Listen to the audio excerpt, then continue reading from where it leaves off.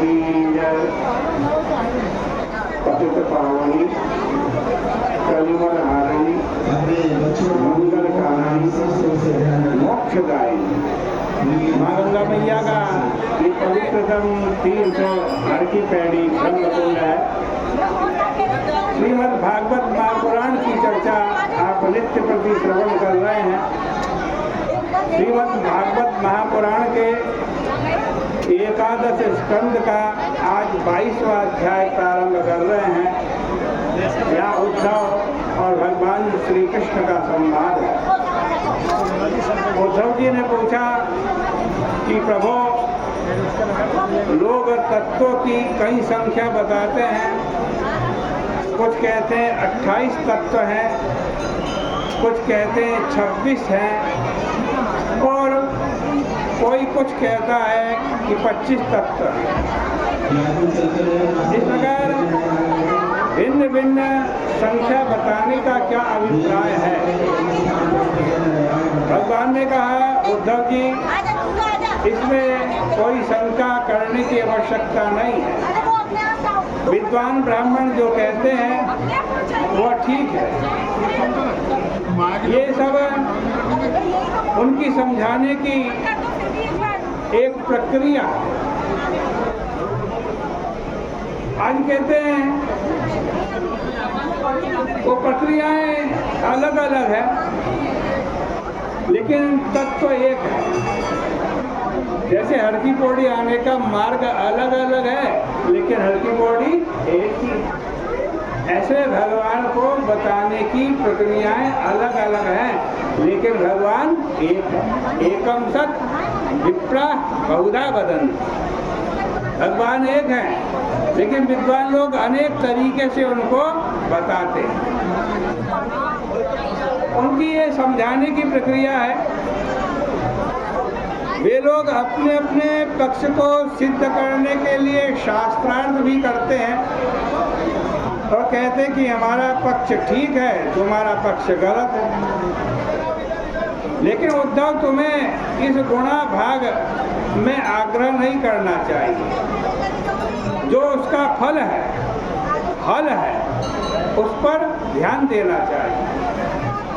इसके बाद भगवान ने यह बात बताई कि तत्व की संख्या 28 बताने वालों का पक्ष कैसा है, 26 बताने वालों का पक्ष कैसा है और 25 बताने वालों का पक्ष कैसा है। उन्होंने उन सभी पक्षों की प्रक्रिया समझा दी और यह भी बता दिया कि इनमें कहीं भी गुण दोष की दृष्टि नहीं करनी चाहिए। ये जो तत्व दृष्टि से समझाना चाहते हैं, केवल उसी तत्व को समझना चाहिए।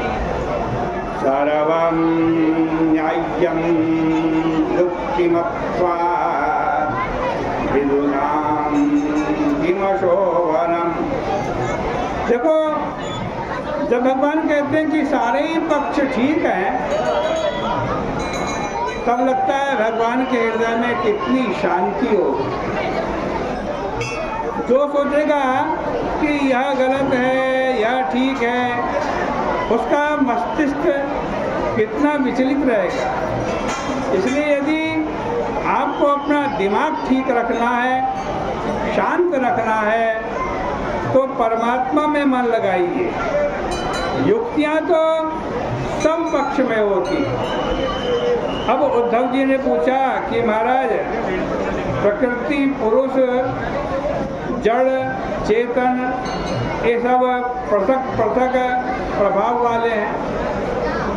प्रकृति में आत्मा और आत्मा में प्रकृति देखने में आती है, लेकिन इसका विवेक ठीक नहीं होता। इसलिए आप मेरे इस संशय को दूर कीजिए। भगवान ने बताया कि उद्धव जी, प्रकृति और पुरुष को दृष्टा एवं दृश्य समझिए। एक विषय है और दूसरा विषयी है। एक अनित्य है और दूसरा नित्य है। एक जड़ है और दूसरा चेतन है। एक संगी है और दूसरा असंग है। जो असंग है वो एकमात्र परमात्मा है और बाकी सब 2 नंबर के हैं, 2 नंबर के। 1 नंबर का सत्य कौन है? परमात्मा है। 2 नंबर का सत्य ये दुनिया है। 2 नंबर का सत्य कुछ खास जानने लायक नहीं है। इसलिए दृष्टा दृश्य का विवेक किए बिना, दृष्टा को दृश्य से पृथक किए बिना उसको परमात्मा के रूप में जान भी कैसे सकेंगे? प्रकृति आध्यात्मिक है, आदि भौतिक है, आदि आदि रूप में प्रकट होती है। जैसे मनुष्य के आप नेत्र लीजिए, मनुष्य के नेत्र, ये हमारे जो नेत्र है ये अध्यात्म है, क्योंकि वो शरीर के भीतर है। और इन आंखों से जो बाहर का रूप दिखता है उसका नाम अधिभूत है। वह पंचभूतों में दिखाई पड़ रहा है।